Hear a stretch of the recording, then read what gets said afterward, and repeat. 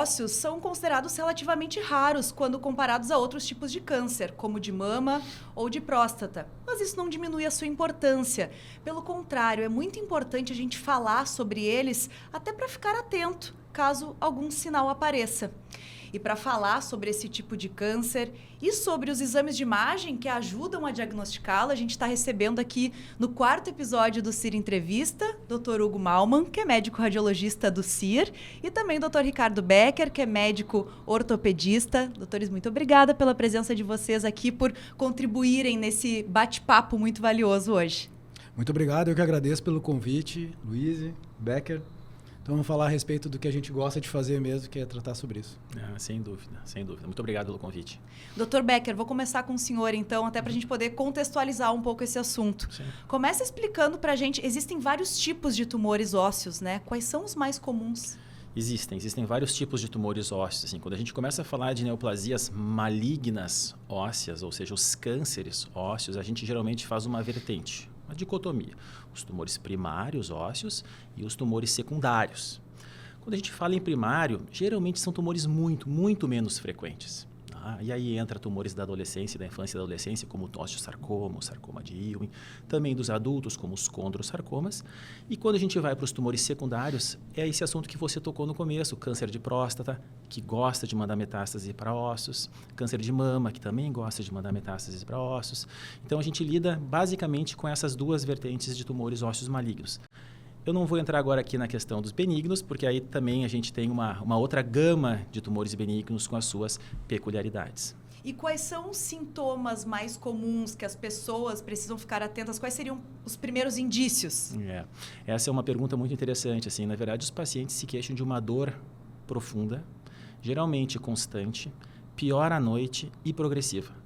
A dor só piora. Isso é muito característico. Então, quando você vai entrevistar um paciente com uma história de tumor ósseo, uma suspeita de neoplasia musculoesquelética, um tumor ósseo, você tem que perguntar como é que é o seu padrão de dor. Tem alguma coisa aumentando de volume, uma lesão, uma tumoração, um abaulamento que você esteja notando na sua coxa, no seu braço? Basicamente, são essas as questões, para distinguir de processos inflamatórios, como, por exemplo, bursites, tendinites e até mesmo doenças reumatológicas. Pois é, porque dor é uma coisa relativamente comum, né? Então, como diferenciar essa dor de uma doença reumatológica ou até de uma lesão pontual, né? Então, é esse padrão de dor que é diferente. Esse padrão de dor. Sempre que você vai investigar um paciente com uma dor progressiva, uma piora constante, fique atento pela possibilidade de neoplasias musculoesqueléticas benignas, agressivas ou malignas. Basicamente, esse é o padrão que a gente tem. É claro, tumoração, febre, outras características podem nos ajudar também. Mas se tiver que usar uma característica, piora progressiva da dor e principalmente à noite. E aí, sentindo uma dor diferente fora do padrão, o primeiro passo é buscar ajuda de um ortopedista, doutor. Não é sair fazendo exame de imagem, né, doutor Hugo? Não é. Não é Podem mesmo contribuir os dois, né? O ideal é sempre procurar o especialista. Não é fazer o exame ele contribui para o diagnóstico, mas sem a clínica não adianta nada. Então, o ideal é primeiro ir no especialista. Eu tenho uma frase assim, é muito comum a gente ver os pacientes chegarem para a gente no consultório com uma sacola enorme de exames, ou muitos links, hoje em dia é tudo por link, né, que você acessa. Na verdade, os exames complementares são complementares à história e ao exame físico. Então, você vai examinar o paciente, você vai coletar uma boa história e, a partir daí, se necessário, você vai complementar com exames de imagem ou laboratório ou aí por diante. A conversa com o paciente, ouvir entender o quadro clínico é muito importante nesse caso. Até para o senhor descartar que não seja outra coisa. Sem dúvidas. Vai buscar um reumatologista, não é o seu caso. Você sabe que é muito frequente chegar, o Dr. Hugo sabe disso, muito frequente os pacientes chegarem com achados incidentais nos exames de imagem, pela qualidade dos exames hoje em dia, como ressonância, porque teve simplesmente uma bursite no ombro e fez uma ressonância e lá apareceu na ressonância uma lesão óssea, que provavelmente está a vida inteira lá e que não vai causar nenhum tipo de problema. E isso cria um estresse. É aquela história, provavelmente algum de nós aqui tem alguma lesãozinha óssea e até hoje não descobriu. Mas, né, então vai para esse lado, assim, por que fazer o exame primeiro? Né? Você primeiro você conversa com o paciente e examina. Então, eu acho que isso é bem interessante e a gente vê no dia a dia acontecendo isso no consultório. Exames de imagem, em demasia, talvez não sejam a melhor alternativa. Perfeito. Então, passo a passo, vai lá no Dr. Becker, faz a consulta com ele, ele olha e entende que é realmente necessário fazer o exame de imagem, né, que há indicação, aí vai para o Dr. Hugo. Dr. Hugo, quais são os principais exames de imagem para conseguir diagnosticar os tumores ósseos? Bom, se a gente for falar em tumor ósseo, a gente tem que falar em radiografias convencionais. Por mais batidas que elas sejam, mais antigas que elas sejam, desde o século XIX foi criada, mas sem elas a gente não sobrevive, assim. Porque nelas a gente já dá o diagnóstico diferencial de cara, assim, de um tumor ósseo. Uma radiografia bem feita e bem avaliada, aliada com a clínica que é trazida pelo médico ortopedista que indicou o exame, ela faz toda a diferença. A gente já tem um diagnóstico presuntivo, assim, do que o paciente tem. Tá? Ele é fundamental. A gente vai depois usar os outros métodos de imagem. Eu destacaria depois, logo, obviamente, a ressonância magnética. Para um tumor ósseo, especificamente. Se existir a necessidade, a partir da radiografia, de se viu que é um exame ou que é um tumor benigno agressivo ou um tumor maligno, a gente vai fazer uso da ressonância magnética para avaliar a extensão desse tumor e outras alternativas. Toda a conjuntura dele maior, para entender como funciona esse tumor e projetar um possível tratamento, eventualmente cirúrgico ou qualquer outro que seja, né? Dependendo do caso. Além do caso dos pacientes em que se percebe que é uma lesão já maligna e que talvez secundária, aí a gente tem que fazer todo um estadiamento, ou seja, avaliar o resto do corpo do paciente para saber de onde vem o primário. Talvez esses dois métodos sejam os mais importantes. Aí depois vem tomografia computadorizada, para alguns casos, que quando necessário, que é da nossa área, e a medicina nuclear, que é fundamental hoje em dia para avaliar a parte sistêmica do paciente, tanto por cintilografia, mas principalmente hoje em dia para o PET-CT. Ou seja, todos os principais métodos de imagem podem ser utilizados no diagnóstico de tumores ósseos, mas aí vem o protocolo individualizado, depende muito de cada caso. Exatamente, mas o básico sempre a gente fala em radiografia. Radiografia é o bom e velho raio-x. O bom e velho raio-x. Ele é fundamental. Para tumor ósseo, ele é fundamental. Esse seria o primeiro passo, então, e aí depois poderia aprofundar. Alguns protocolos na Europa, eles fazem os dois juntos, fazem ressonância e radiografia. Mas, assim, o dia a dia da gente é fazer a radiografia, até para não precisar usar um método que é mais dispendioso, mais caro, até por questão de custos, a gente vai chegar depois na ressonância magnética, que é o próximo passo. Dr. Hugo, Dr. Becker também pode contribuir. O Hospital Mãe de Deus passou recentemente por uma grande reformulação e modernização do parque tecnológico, né? Inclusive recebeu uma ressonância de 3 Tesla. O senhor falou aí que a ressonância é um exame importante também para o diagnóstico. Qual é o ganho que se tem em termos de imagem, né? Qual é a diferença que isso traz para o diagnóstico de tumor ósseo? Bom, assim, os aparelhos que a gente tinha lá já eram importantes, assim, e eram muito bons para fazer os diagnósticos, que eram de 1,5 Tesla. A grande vantagem do teste Tesla, o que é? É o tempo de exame que a gente reduz, principalmente porque vem um protocolo agora de inteligência artificial que facilita que a imagem fique mais adequada, mais rápido. Então, a gente diminui o tempo e adquire uma imagem de qualidade também. Essa é uma das possibilidades. Segundo, com uma potência maior da máquina, as imagens ficam de maior qualidade ainda. Ou seja, a gente consegue ver lesões menores do que a gente via antes. Então, pequenas lesões já são detectáveis. No caso, por exemplo, de um paciente com uma suspeita de metástase, isso fica muito mais fácil de ver. As lesões ficam muito melhor delimitadas do que no exame de 1,5. Embora no exame de 1,5 a gente consiga fazer muito diagnóstico. E eles são, até porque a gente tem máquinas de 1,5 também, que também são modernas, são mais novas do que as anteriores e que também trazem já essa inteligência artificial que eu estou falando. Mas o de 3 Tesla tem a vantagem de realmente ser uma máquina com maior potência e que pega lesões menores. Inclusive para a parte de neuro é fundamental, mas para músculo esquelético ela é bem importante. Não só para tumor, mas para menisco, por exemplo. É muito mais fácil de ver uma lesão.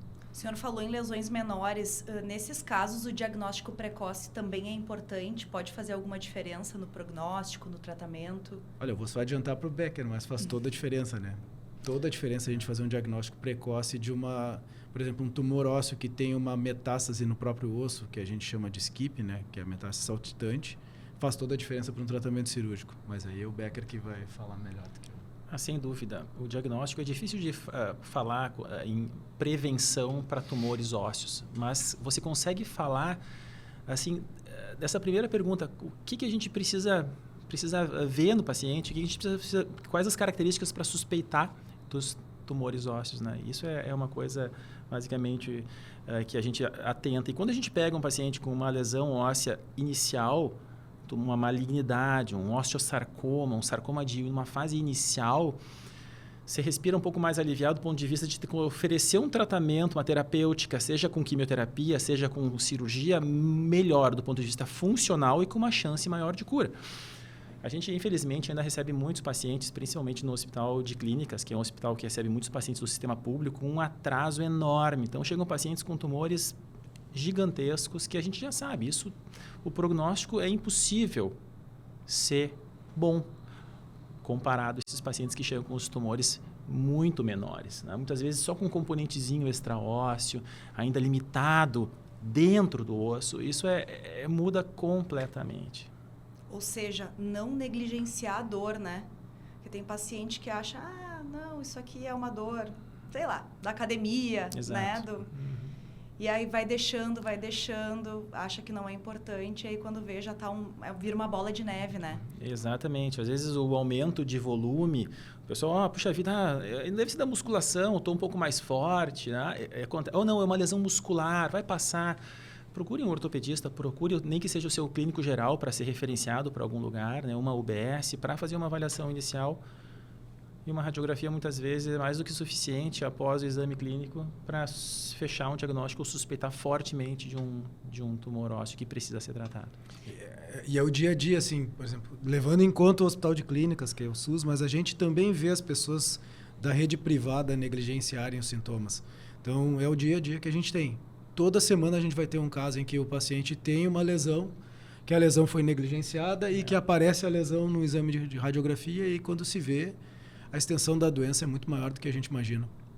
E é importante lembrar que não existe só o tumor maligno. O senhor até já tinha dado uma palhinha pra gente, mas acredito que a maioria dos casos são tumores benignos, né? Explica pra gente. Não precisa sair se apavorando, né? Não, então, existem as lesões pseudo-neoplásicas ou pseudotumorais, que elas, na verdade, são lesões não neoplásicas que se assemelham a tumores. E isso a gente tem que ficar muito atento, assim. Os cistos ósseos simples, focos de displasia fibrosa, que você identifica numa radiografia e talvez você tenha isso a vida inteira e provavelmente não vai ter que fazer nada com isso. E existem também os tumores, as neoplasias benignas, que podem ter uma evolução mais insidiosa, mais lenta, podem ser relativamente ativas e até lesões benignas que têm um comportamento agressivo e que não vão matar o paciente disso, mas que funcionalmente vão criar um prejuízo gigantesco. Então, as benignas também precisam ser vistas com cuidado, até mesmo porque muitas vezes lesões malignas podem aparecer inicialmente como uma pequena lesão. E se você pega lá no começo, focar nisso para ver se isso não é realmente, se é benigna ou se é maligna. Isso é muito importante, né? Às vezes dá o acaso de a gente pegar no comecinho, assim. Eu tenho vários exemplos disso, inclusive tumores da coluna vertebral. Que a gente pegou o paciente com lombalgia e, na verdade, ele fez um exame de imagem e acabou encontrando um tumor chamado cordoma, que é um tumor bem complicado de tratar. E a sorte dele, entre os azares, a sorte dele foi que o tumor era muito pequeno. Então, ele recebeu uma cirurgia com o mínimo de prejuízo. Se esse tumor continuasse ali e crescesse, teria um prejuízo funcional gigantesco. Então, a gente tem que olhar com cuidado, mesmo as lesões benignas não devem ser negligenciadas. Tem que mandar para alguém que entenda. E isso o CIR, com o Dr. Hugo, o Dr. Armando e toda a equipe fazem muito, muito bem. Orientar os ortopedistas quanto às características da imagem. Então, isso são os nosso braço direito. Essa interação que a gente criou com o tempo, né? Vem muito da escola do Dr. Armando, né? Dele trazer a interação com o ortopedista. Não começou com a parte traumatológica usual, lesões traumáticas. Tem uma fratura, liga, conversa com o médico ortopedista, entre em contato. Para tumor isso é fundamental. Eu peguei uma lesão aqui de tal, um caso hipotético, até uma lesão aleatória. Entra em contato com o Becker. Becker, estou com uma lesão assim. Já encaminha o paciente já tem todo esse trato, já vai ser tratado dessa forma. Então, a interação que a gente tem é que faz toda a diferença. né? Isso faz a diferença da especialidade, da subespecialidade de como a gente trata tumor hoje em dia. Além disso, claro, tá o Becker aqui, que é ortopedista, mas a gente tem uma equipe que a gente sempre entra em contato com oncologistas, a gente entra em contato com radioterapeuta, o radio-oncologista no caso, né?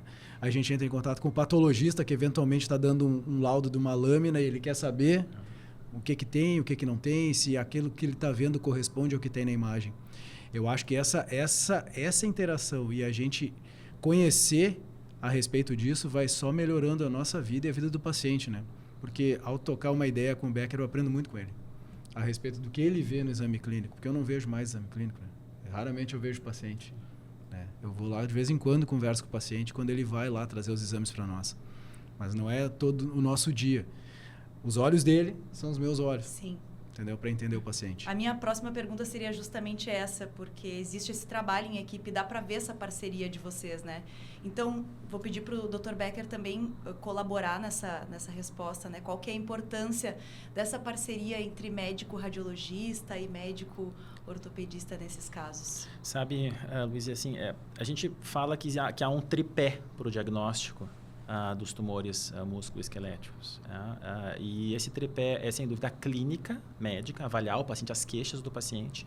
Você vai pegar a imagem, que é um dos pontos do tripé de apoio, e a histologia, que é a parte do microscópio, que o patologista entra. Eu brinco frequentemente assim que eu falo mais com os radiologistas, patologistas e oncologistas num dia do que eu converso com a minha esposa, porque a gente fala o tempo inteiro com os colegas da área. E assim, há um grupo de especialistas dessa área, como o Hugo já falou, da radiologia, da oncologia, da radio-oncologia, da ortopedia, assim, e a gente conversa muito. Por quê? Porque a gente sabe que não dá para trabalhar sozinho numa área tão difícil, complexa e rara como a oncologia ortopédica, tratando tumores musculoesqueléticos. E tem o famoso Clube do Osso, né? Expliquem pra gente o que é esse famoso clube. Esse Clube do Osso é interessante. Assim, eu comecei a participar do Clube do Osso em 2009, tá? Mas ele é muito antigo. Na verdade, para falar do início do Clube do Osso no Hospital Santa Rita da Santa Casa, o ideal seria estar o Dr. Armando, o Dr. Tarragô, já falecido, o Dr. Roque Furian, o Dr. Alexandre Davi. Sim, mas eu peguei de 2009 para cá. Bom, já são 15 anos, né? É isso? 15 anos. Tá, então já faz um tempo. Eu comecei a participar na Santa Casa, no Hospital Santa Rita. Eu fiquei assim, impressionado com essa questão da multidisciplinaridade. Discutir os casos, características, e aí isso abre-se um mundo. Assim, você vê que realmente você não pode dar uma de herói e querer resolver tudo sozinho, porque vai dar problema. Tá? Bom, esse Clube do Osso, ele foi indo, e chegou um certo momento assim que eu acho que a área física da própria Santa Casa, lá no Santa Rita, ficou um pouco restrita. E a gente acabou, em 2020, na pandemia, que isso foi uma das coisas boas, entre aspas, da pandemia, a gente acabou levando esse Clube do Osso para um modelo virtual, o que possibilitou muito mais médicos participarem das atividades. Então, isso foi muito bacana. E de lá para cá, só melhorou. Então, as discussões semanais, assim, para decisão de tratamento, para ver o que vai fazer, né, com o paciente, se o paciente vai para quimioterapia, se ele vai ser operado, para definição diagnóstica, com 15, 20, 25 especialistas na área, das diversas áreas dentro da medicina, discutindo aquele caso pontual. Não tem como não dar certo. Vai dar certo. Então, basicamente, o que a gente faz nos dias de hoje, o Clube do Osso, ele virou um formato virtual, onde em cada centro, o mais interessante, assim, né, além dos nossos centros aqui do Rio Grande do Sul, que participa Passo Fundo, Caxias, Porto Alegre, mais de um centro em Porto Alegre, né, vários centros em Porto Alegre, tem o pessoal de São Paulo que pede para entrar também, para participar, para discutir, de hospitais grandes de São Paulo. Então, assim, o nível é muito alto e é sempre bom receber, assim, colegas de fora para dar inputs. E o Dr. Hugo estava me comentando que eu achei interessante, é que são casos reais e casos do momento, né? Ali da semana, para realmente definir protocolos. Então, isso tem um ganho muito importante para o paciente, né? É fundamental. Tem um ganho pessoal para cada um de nós, né? Que a gente tem um aprendizado, cada um passa a sua informação, cada um passa a sua sabedoria, principalmente a sabedoria dos que são mais... os que começaram esse Clube do Osso versão Rio Grande do Sul, né? O Dr. Alexandre Davi, que participa até hoje, o Dr. Armando, né, que são os as molas prepulsoras, né, de tudo isso aí que a gente tá fazendo. Mas para o paciente é fundamental, porque se traça um tratamento, às vezes a pessoa tem uma ideia de um tratamento e ao discutir com os outros colegas, a ideia vai mudando. De repente, realmente essa outra técnica talvez seja melhor. E aí reformula a técnica, daqui a pouco até pode fazer uma troca maior ainda, tipo como já veio um colega nosso, o Marcos, que veio lá de Passo Fundo operar junto com o Becker e vice-versa, o Becker foi até Passo Fundo operar com ele, entendeu? Para participar e fazer uma cirurgia mais adequada ainda assim de cada paciente. É fundamental. Só lembrando que o Clube do Osso, na verdade, é uma criação do Rio de Janeiro, lá da IRC. Ainda existe. Tá aí o nosso é a versão RS, né? Aí, versão gaúcha. Versão gaúcha. Tá, que só legal. para lembrar. A gente falou aí da interação entre os colegas, mas tem uma outra interação muito bacana também, que é com os alunos. E vocês são muito atuantes nessa parte do ensino também, né? Doutor Hugo, eu sei que também dá aulas lá no programa de especialização médica em radiologia do CIR. Conta pra gente como é que funciona e como é que é, né, para o senhor poder contribuir na formação desses alunos.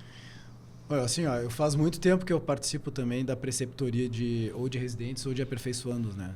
Faz muito tempo mesmo. Tanto quanto o Becker, talvez um pouquinho mais. Mas, assim, o dia a dia para nós é fundamental. Primeiro, de novo, o benefício pessoal. Porque ao ser motivado a ensinar alguém, a gente se motiva cada vez mais a aprender e se manter atualizado. E não perder a nossa fonte, assim. Senão a gente não vai ficar acostumado a sempre ter as mesmas ideias. A gente vai modificando e vai sendo desafiado cada vez mais a ensinar e a mostrar o conhecimento. E ter o conhecimento renovado todos os dias. Depois tem também a questão de formar novas pessoas para jogar no mercado, né? E formar de uma forma adequada, porque o nome da nossa instituição está vinculado a essas pessoas.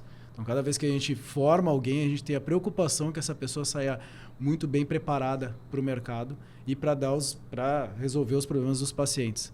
Claro que a parte de tumor musculoesquelético não é uma parte simples, é uma parte rara, é uma parte que requer mais tempo, tá? Mas se a gente consegue passar a informação das coisas mais básicas e criar a rede de trazer essas pessoas, elas trazerem os exames para discutirem conosco também, isso aí facilita a vida de todo mundo, né?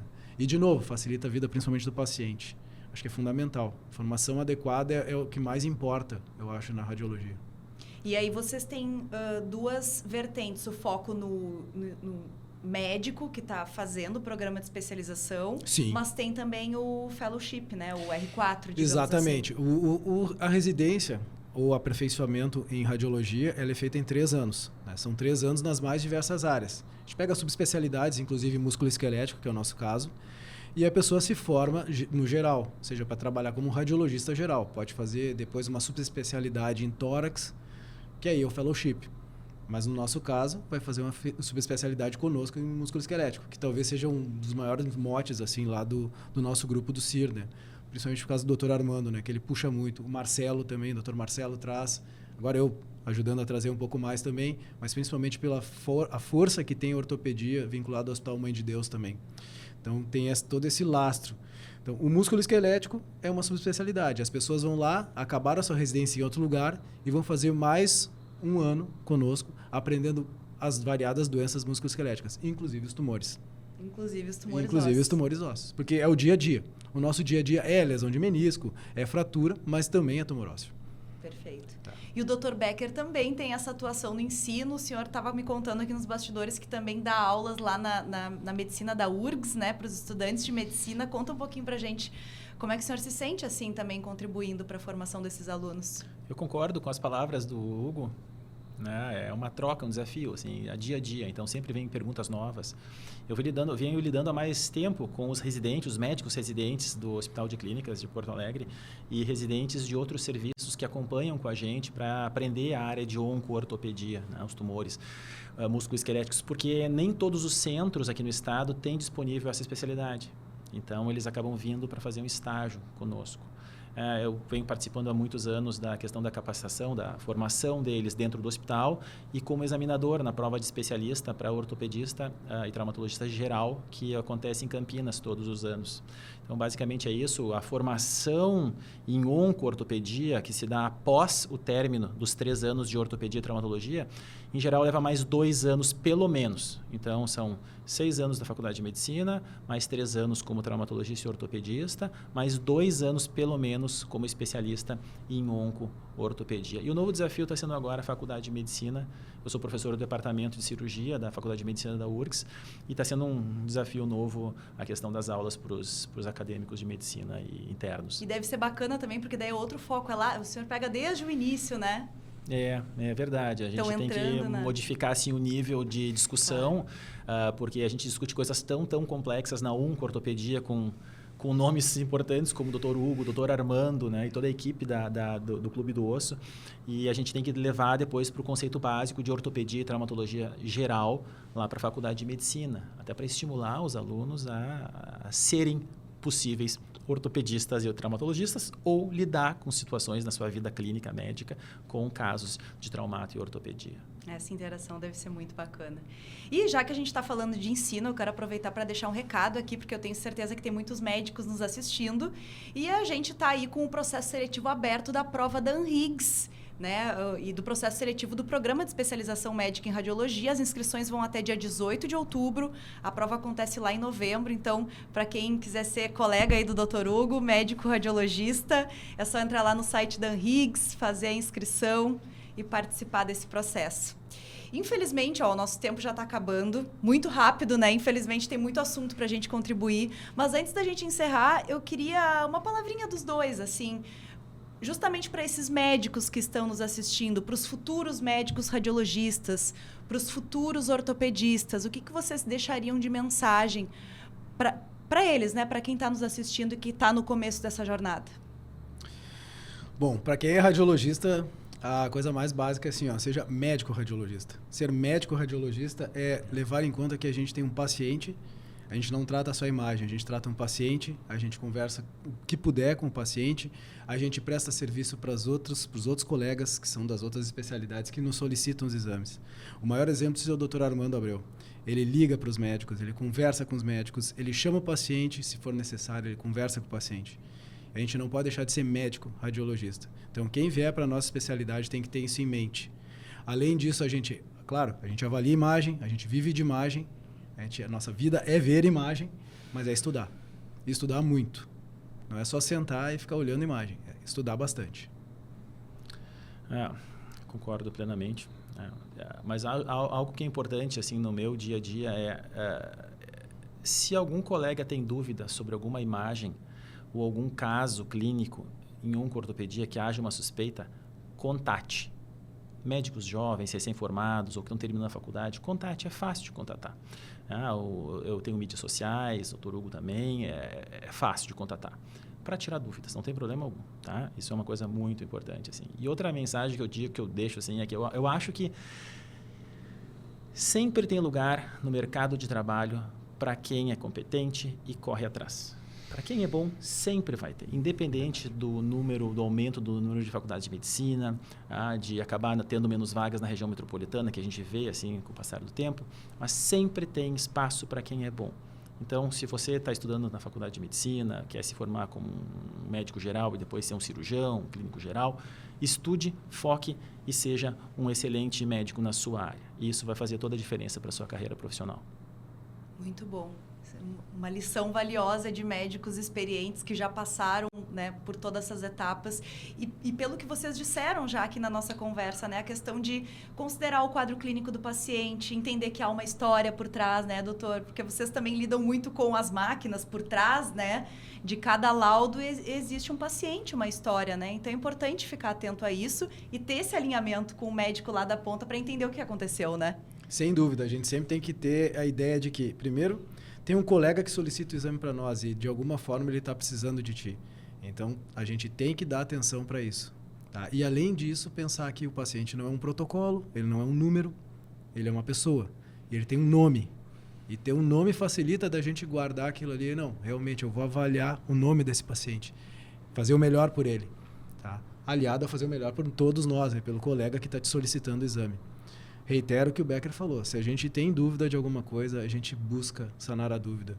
Não fica achando que é o que sabe mais do que os outros, vai ser, não há demérito nenhum em ter dúvida e em perguntar para quem sabe mais. Eu pergunto todos os dias para o Armando. Todos os dias eu faço pergunta para ele, não tem problema nenhum para isso. E aprende muito todos os dias. Todos os dias a gente aprende mais. É ter isso em mente, assim. maior sabedoria é saber buscar a informação. Perfeito. Muito legal. Bom, deixamos o recado aí para os médicos, futuros radiologistas, futuros ortopedistas, mas para a gente conseguir fechar essa parte, essa página também dos tumores ósseos, né, doutor? Deixar aí uma mensagem para os pacientes, para as pessoas que estão nos assistindo, porque a gente sabe que tem gente aí de tudo que é lugar do Brasil nos assistindo. Qual o recado o senhor deixa para os pacientes em relação aos sintomas, aos sinais, né? O que é importante se ter em mente em relação aos tumores ósseos? Olha, eu reforço a questão clínica dos pacientes, para os pacientes.